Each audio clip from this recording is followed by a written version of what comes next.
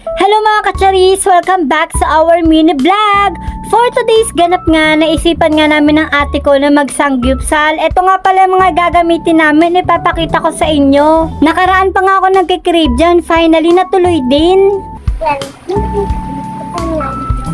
Oh, malalagyan si Lia, mangko. Ay, tayo mas. Yan, tayo.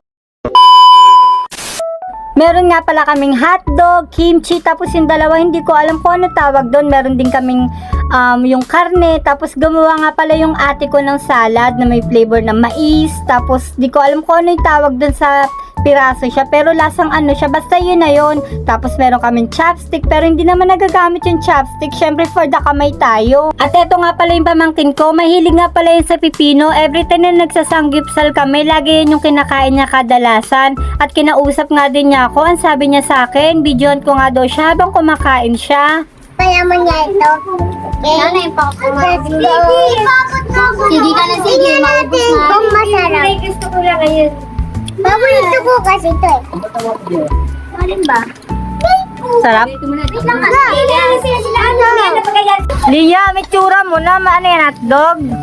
Sarap ba? Mami, pahingin kami ito. Literal na dinala yung sanggipsal sa bahay. Oo nga po eh. Ito po eh. Lang mag-usap eh.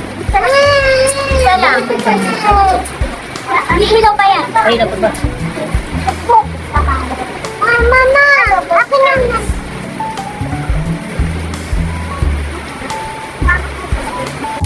Hi guys! Ako yan. Wag, Yung Lucas, ito. Kain na. Ikaw kukuha ito oh. Kuha ka nito. Gagawin ko isa ng baboy. Namili ka ito. Yan din ito. Ha? Asan sige? Ma! Tingin naman ako. Pinigit pa ni Lucas talaga naman. Buisit. Hindi ka tayo Steve. Gusto mo? Hindi ako makakuha na tayo eh. Naabot ka ng dayan. Hindi kung tingin mo, palalaki. Abot ako ng mouse. Dalawang bigay ni ma'am ng ito Steve. Bigyan ko to. Kulang na nga lang itaob namin yung mga ginamit namin dyan na lalagyan kasi nga halos wala talagang natira. Nakikita nyo naman mga kacharis, talagang simut lahat. Kinulang pa nga talaga kami dyan.